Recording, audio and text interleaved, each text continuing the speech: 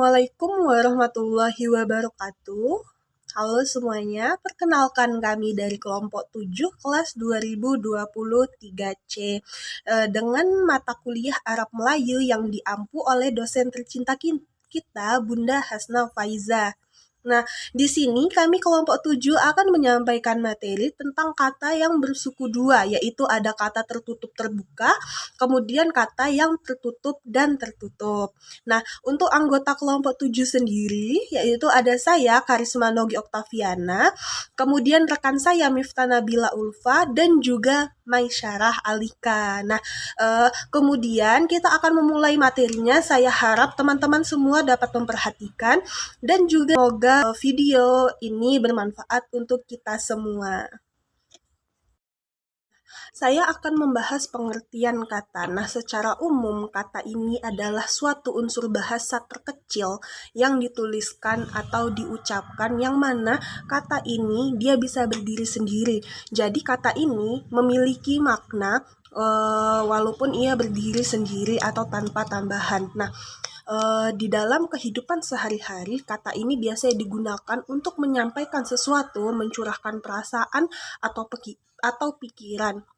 Nah, di dalam kehidupan manusia, di dalam kehidupan sehari-hari, kata ini biasanya menjadi alat utama dalam berkomunikasi, entah itu diucapkan atau dituliskan, entah itu secara tulisan maupun lisan. Nah, menurut KBBI atau Kamus Besar Bahasa Indonesia sendiri, kata adalah suatu unsur bahasa yang diucapkan atau dituliskan, yang mana ini adalah merupakan perwujudan antara kesatuan perkataan dan pikiran seseorang, yang mana kesatuan antara pikiran dan perkataan ini digunakan manusia untuk menyatakan perasaannya kepada satu sama lain, yang mana ini adalah sebuah alat untuk berkomunikasi. Nah, secara linguistik, kata ini adalah satuan gramatikal yang terdiri dari satu morfem atau lebih, yang mana dia dapat berdiri sendiri.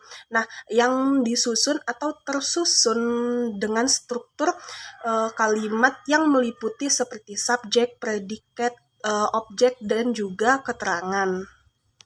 Nah, kemudian adalah pengertian kata menurut para ahli.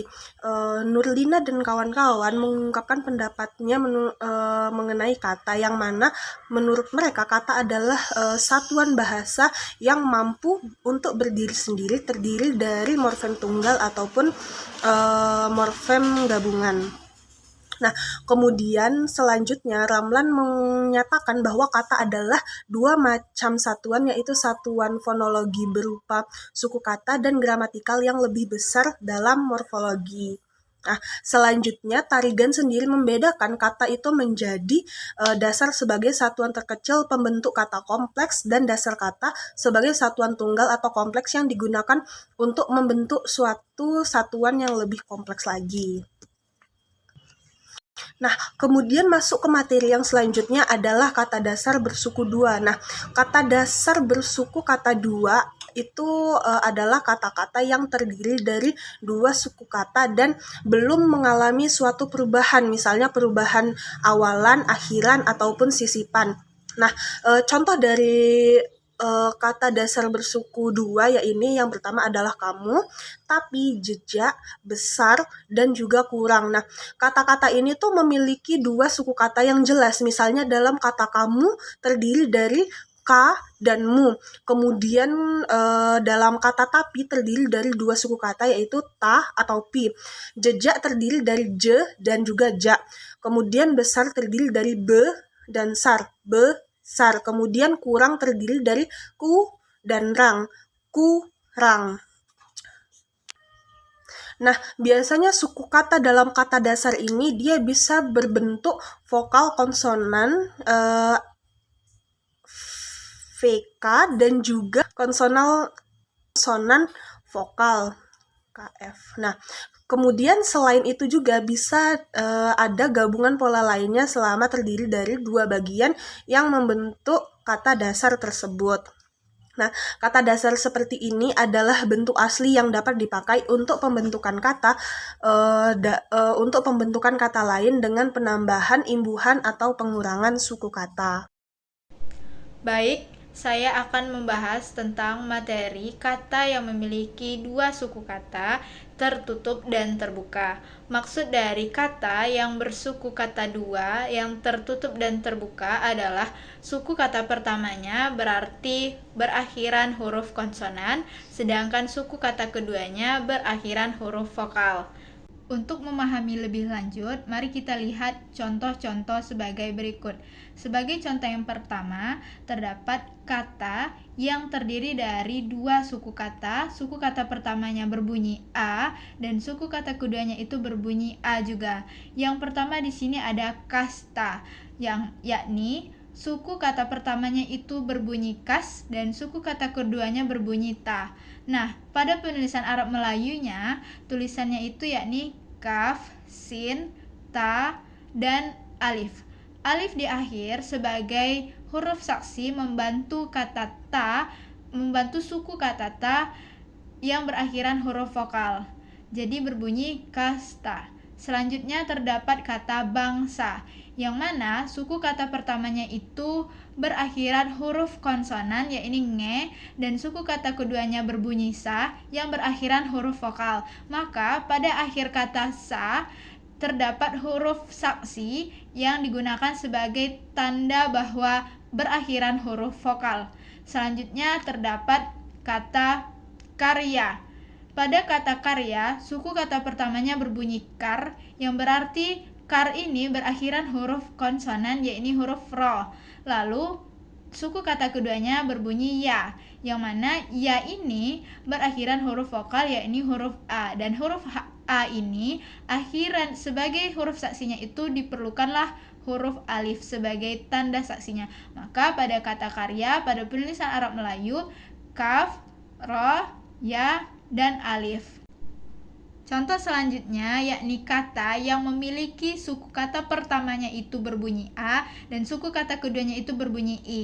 Contohnya yakni ada kasti, yang mana suku kata pertamanya itu berbunyi kas dan ini berakhiran huruf konsonan sa, sin. Lalu suku kata keduanya berbunyi ti, kasti, yang mana akhiran huruf ti itu adalah huruf vokal yang digantikan dengan huruf saksi ya pada tulisan Arab Melayu. Selanjutnya terdapat kata mandi, yang mana pada suku kata pertamanya ini berbunyi man yang berakhiran huruf konsonan nun. Lalu suku kata keduanya itu berbunyi di yang membutuhkan ya sebagai tanda huruf saksi untuk akhir i. Lalu terdapat kata anti, yang mana suku kata pertamanya itu berbunyi an yang berakhiran huruf konsonan nun, lalu suku kata keduanya berbunyi ti, sama seperti contoh yang kedua tadi. Maka akhir dari kata anti harus diakhiri dengan huruf saksi, yakni huruf saksi dari i adalah huruf ya. Baik, contoh selanjutnya yakni kata yang memiliki suku kata pertamanya A dan suku kata keduanya itu adalah U. Contoh yang pertama itu adalah pandu, yang mana pada suku kata pertamanya itu berakhiran huruf konsonan nun dan suku kata keduanya itu berakhiran huruf U, yang mana dalam tulisan Arab Melayu huruf U itu diwakili dengan huruf saksi waw. Maka penulisan di akhir kata pandu itu terdapat huruf waw sebagai tanda huruf saksi dari U. Selanjutnya ada kata lampu, yang mana pada suku kata pertamanya itu konsonan yakni huruf mim dan suku kata keduanya itu berakhiran U yang diberi huruf saksi waw. Selanjutnya ada kata kartu, yang mana pada kata kartu ini suku kata pertamanya itu adalah kar, yakni huruf akhirannya itu konsonan, dan suku kata keduanya itu adalah tu, yang berakhiran huruf waw sebagai huruf saksi dari U. Contoh selanjutnya yakni apabila sebuah kata yang memiliki dua suku kata dan suku kata pertamanya itu berbunyi I dan suku kata keduanya itu berbunyi A, tetapi suku kata pertamanya itu tertutup dan suku kata keduanya itu terbuka. Contoh yang pertama itu ada tinta, yang mana pada kata tinta suku kata pertamanya itu berbunyi tin yang berakhiran huruf konsonan nun, lalu suku kata keduanya itu berbunyi ta, yang mana huruf ta ini harus diberikan huruf saksi alif sebagai tanda pengganti dari a. Selanjutnya ada kata linta, yang mana pada suku kata pertamanya itu berbunyi lin, yakni i, tetapi dia berakhiran nun, yang mana berakhiran konsonan. Lalu suku kata keduanya yakni ta, yang mana akhirannya itu harus diberi tanda huruf saksi alif. Selanjutnya ada kata dinda, yang mana suku kata pertamanya itu din, tertutup din karena berakhiran huruf konsonan, dan suku kata keduanya da yang berakhiran huruf vokal, maka dia terbuka. Itulah dia. Selanjutnya terdapat kata yang memiliki dua suku kata, tetapi suku kata pertamanya itu berbunyi i tertutup dan suku kata keduanya itu berbunyi i terbuka. Seperti apa? Yakni yang pertama kita lihat contohnya ada ismi, yang mana suku kata pertamanya itu berakhiran huruf konsonan yakni sin, lalu suku kata keduanya itu terbuka karena berakhiran huruf vokal yakni i. Namun dalam tulisan Arab Melayu diganti dengan huruf saksi ya. Selanjutnya ada kata inti, yang mana suku kata pertamanya itu berakhiran huruf konsonan yang bermakna dia tertutup, lalu suku kata keduanya itu berbunyi i, yang mana ini merupakan salah satu huruf vokal, maka dia termasuk ke dalam suku kata terbuka. Kata selanjutnya yakni yang memiliki dua suku kata, namun suku kata pertamanya itu berbunyi i tertutup dan suku kata keduanya itu berbunyi u terbuka, yakni kata ilmu, yang mana suku kata pertamanya itu berakhiran huruf lam, maka dia termasuk ke dalam suku kata tertutup. Lalu mu itu berakhiran u, yang mana itu termasuk salah satu huruf vokal yang bermakna dia termasuk ke dalam kata suku kata terbuka. Kata selanjutnya adalah kata yang terdiri dari dua suku kata, yang suku kata pertamanya itu adalah e tertutup dan suku kata keduanya itu adalah a terbuka. Contoh yang pertama itu adalah tenda, yang mana kata ten itu berakhiran huruf konsonan yang bermakna dia suku kata tertutup. Lalu suku kata keduanya itu da yang bermakna bahwa dia termasuk ke dalam suku kata terbuka. Lalu ada kata benda, yang mana suku kata ben itu bermakna dia tertutup karena dia berakhiran huruf konsonan, dan suku kata keduanya itu berbunyi da yang berarti dia berakhiran huruf vokal, bermakna bahwa suku kata tersebut terbuka. Lalu yang terakhir adalah kata yang memiliki dua suku kata, yang mana suku kata yang pertamanya itu berbunyi u tertutup dan suku kata keduanya itu berbunyi a terbuka, yakni nama hewan yaitu unta, yang mana suku kata pertamanya itu berakhiran huruf nun yang berarti dia tertutup dan suku kata keduanya itu ta yang bermakna bahwa kata ta itu termasuk ke dalam suku kata terbuka. Jadi dapat disimpulkan bahwa kata yang memiliki dua suku kata tertutup dan terbuka bermaksudnya adalah bahwa suku kata pertama dalam kata tersebut berarti berakhiran huruf konsonan, yakni selain dari huruf vokal a, i, u, e, o. Sedangkan di suku kata keduanya itu berakhiran huruf vokal atau a, i, u, e, o yang mana membutuhkan huruf saksi, yakni alif, ya, dan waw. Sekian, terima kasih. Suku kata tertutup dan tertutup adalah sebuah kata yang memiliki dua suku kata dan keduanya itu sama-sama berakhir dengan huruf konsonan.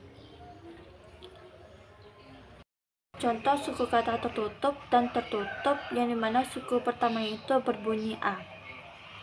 Suku kata pertama itu berbunyi a dan terakhirnya pun juga berbunyi a. Dapat kita lihat pada contoh, yaitu Contoh kata sambal, sam berbunyi A, bal juga berbunyi A, tapi yang ditulis huruf aksara Melayunya adalah shin, mim, ba, dan lam.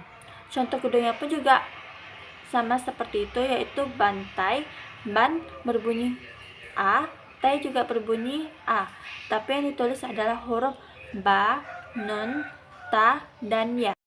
Contoh berikutnya itu suku kata pertama yang berbunyi A dan keduanya itu berbunyi I. Kita ambil contoh katanya itu banting, ban berbunyi A, ting berbunyi I, tapi yang ditulis dalam aksara Melayunya adalah huruf ba, nun, ta, ya, dan nging. Lalu contoh berikutnya itu kita ambil dari contoh kata ranting, ran berbunyi A, ting berbunyi I, tapi yang kita tulis dalam aksara Melayunya adalah huruf ro, nun, ta, ya, dan nging. Berikutnya itu masih contoh suku kata pertama berbunyi A, tapi suku kata keduanya itu berbunyi U. Kita ambil contoh dari kata sampul, sam berbunyi A, pul berbunyi U, tapi huruf yang ditulis dalam aksara Melayunya adalah sin, mim, pa, waw, sama lam. Lalu kita ambil contoh kata berikutnya itu dari kata rambut, ram berbunyi A, but berbunyi U, tapi yang ditulis dalam aksara Melayunya adalah huruf ro, mim, ba, waw, dan ta.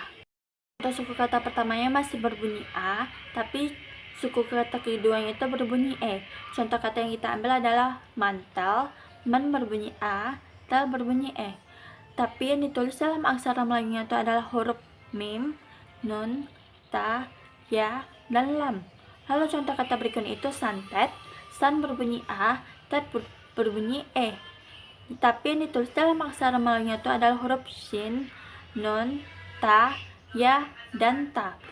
Contoh terakhir dari suku kata pertama yang berbunyi A dan suku kata kedua yang itu berbunyi O, kita ambil dari contoh kata faktor, fak berbunyi A, tor berbunyi O, tapi yang ditulis dalam aksara Melayunya itu adalah huruf fa, kof, ta, waw, dan ro.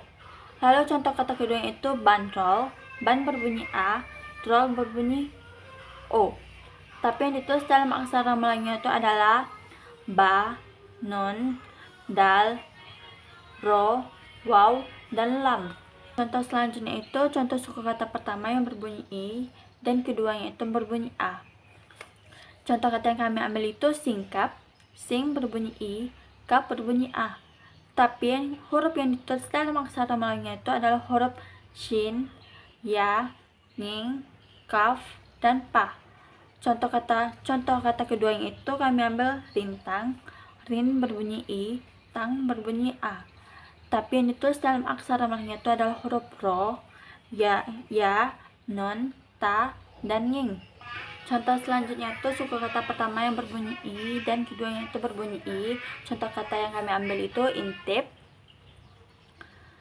in berbunyi I, tip berbunyi I, tapi huruf yang ditulis dalam aksara Melayunya itu adalah huruf alif, ya, ta, ya, dan pa. Alif ditulis sebagai awalan menemani huruf ya. Lalu kata selanjutnya itu kami ambil sinting, sin berbunyi I, ting berbunyi I, tapi yang ditulis dalam aksara Melayunya itu adalah huruf shin, ya, nun, ta, ya, dan nging. Nah, teman-teman bisa memperhatikan contoh-contoh yang telah dipaparkan di PPT sama seperti yang telah saya jabarkan. Untuk penulisan huruf tunggal seperti U atau O atau I, sebelum ditulis seperti contohnya seperti intip tadi itu, ditulis dulu huruf alifnya sebagai menemani huruf ya. Lalu contoh kata seperti ungkit, ditulis dulu huruf alif baru waw. Atau ombak, ditulis dulu huruf alif baru waw. Sekian, terima kasih.